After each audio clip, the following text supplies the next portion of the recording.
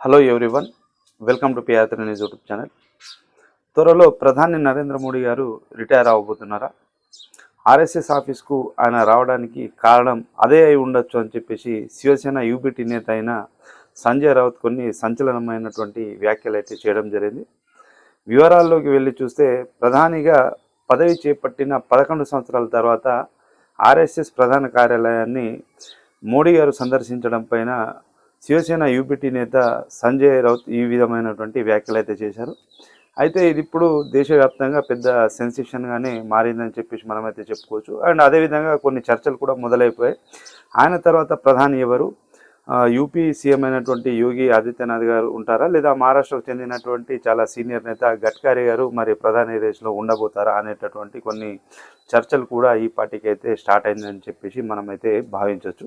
అయితే సంజయ్ రౌత్ ఈరోజు ఏమని చెప్పాడంటే, 11 ఏళ్ల తర్వాత ఇప్పుడు రావడం వెనుక ఏదో బలమైనటువంటి కారణం ఉండొచ్చు అని చెప్పేసి ఆయన చెప్తా ఉన్నారు. అయితే సెప్టెంబర్లో మోడీ గారు పదవి విరమణ చేయాలని చెప్పేసి భావిస్తున్నట్టుగా తను చెప్పుకొచ్చారు. అయితే తన రిటైర్మెంట్ ప్రణాళికల గురించి చర్చించేందుకే ఆర్ఎస్ఎస్ చీఫ్ అయినటువంటి మోహన్ భగవత్ గారితో చర్చలు జరిపేందుకు మోడీ గారు ఇక్కడికి వచ్చారని చెప్పేసి ఆయన ముఖ్యంగా చెప్పడం అయితే జరిగింది. అయితే దేశంలో ఆర్ఎస్ఎస్ మార్పును కోరుకుంటుందని సంజయ్ రౌత్ కూడా పేర్కొన్నారు.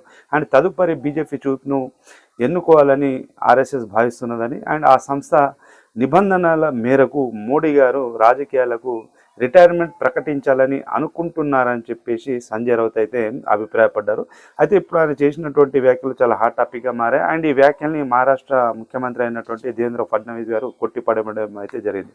2029లో కూడా మోడీ గారే మన దేశ ప్రధానిగా ఉంటారని చెప్పేసి ఆయన అయితే చెప్పారు. అండ్ సమర్థవంతమైనటువంటి నాయకుడు తమను నడిపిస్తున్నప్పుడు వారసుడి కొరకు వెతకాల్సినటువంటి అవసరం మాకు లేదు అని చెప్పేసి మహారాష్ట్ర ముఖ్యమంత్రి గారు అయితే చెప్పారు. అయితే ఈ వ్యాఖ్యలన్నీ కూడా మనము శివసేన యూబీటీ నేత అయినటువంటి సంజయ్ రౌత్ యొక్క ఆయన యొక్క ఊహాజనితమైనటువంటి వ్యాఖ్యలుగానే అందరూ కూడా కొట్టిపారేస్తూ ఉన్నారు. అండ్ బీజేపీకి అవసరం కూడా లేదు. ప్రస్తుతానికి ఇప్పటికప్పుడు దేశ ప్రధానిని మార్చాల్సినటువంటి, అంటే బీజేపీ నాయకత్వాన్ని మార్చాల్సినటువంటి విషయంలో అయితే ఉండబోదు. ఎందుకంటే బీజేపీ చాలా సక్సెస్ఫుల్గానే వెళ్తూ ఉంది. మీరు మొన్న చూడొచ్చు, ఢిల్లీలో భారీ విజయాన్ని బీజేపీ అందుకుంటే, అంతకంటే ముందు మనం చూసుకున్నట్లయితే మహారాష్ట్రలో కూడా కనీవిని ఎరగని రీతిలో అయితే బీజేపీ అయితే మహారాష్ట్రలో కూడా పుంజుకుందని చెప్పేసి మనమైతే చెప్పుకోవచ్చు.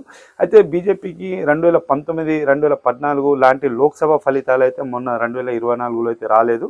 అండ్ ఈసారి ఎలాగైనా సరే 400 పార్ 400 కంటే ఎక్కువ సీట్లు రావాలని చెప్పి బలంగా బీజేపీ లక్ష్యాన్ని అయితే పెట్టుకుంది. మరి ఈసారి అయితే అవ్వలేదు. అంటే కనీసం పూర్తి స్థాయిలో మెజార్టీ అయితే బీజేపీకి అయితే రాలేదు. కాకపోతే బీజేపీకి ధోకా అయితే ఏం లేదని చెప్పేసి మనమైతే భావించవచ్చు. ఎందుకంటే ఢిల్లీ కానీ మహారాష్ట్ర కానీ అన్ని ఎన్నికల్లో దేశవ్యాప్తంగా ఎక్కడైనా సరే ఏ ఎన్నికలు జరిగినా సరే ప్రస్తుతానికి బీజేపీ ముందుకైతే దూసుకుపోతుంది. మరి శివసేన యూబీటీ నేత అయినటువంటి సంజయ్ రౌత్ చేసినటువంటి వ్యాఖ్యల ఆంతర్యం ఏంటిదో మనకైతే తెలియదు. కానీ బీజేపీలో మాత్రం నాయకత్వ మార్పు అనేది ఉండబోదు అని చెప్పేసి అయితే బీజేపీ నాయకులు చెప్తున్నటువంటి మాట.